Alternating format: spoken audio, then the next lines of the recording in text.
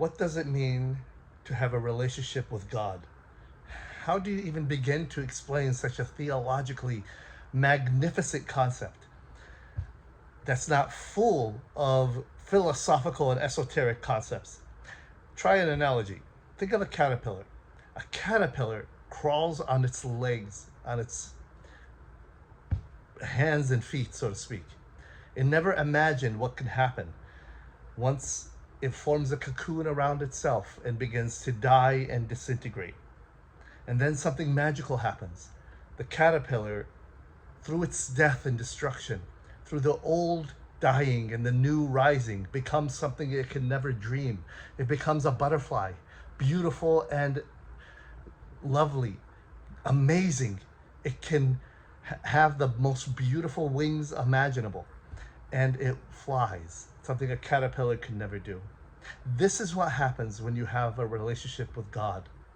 Ultimately, this does change you not only psychologically, but also physiologically. We are transformed into new creations in the new life. But until then, there's a transformation inside us.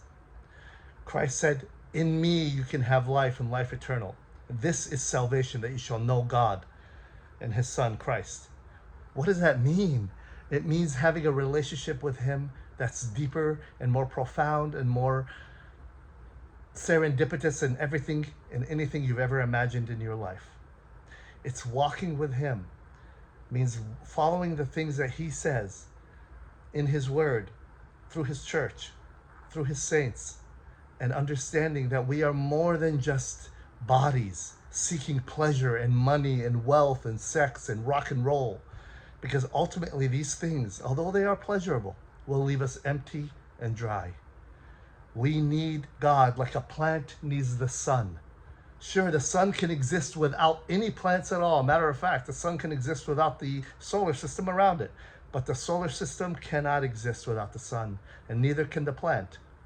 You can reject God, push him out of your sight, but it will not diminish his glory and wonder and light any bit at all, but it will diminish you. That's why we need God, because he's different than anything else in all creation. He not only made us, he sustains us, and he wants a relationship with us. God is not willing that any should die, but that all should come to him to find life and truth and love. Jesus did not come to make bad people good. That's what the religious leaders of the world have done. They're like candles in the night. They teach us ethics. They teach us morality. They teach us to honor our parents and the environment and our communities. And these are good things. But Jesus didn't ultimately come for that. He came not to make bad people good, but to make dead people alive. And that is what it means to have a relationship with God.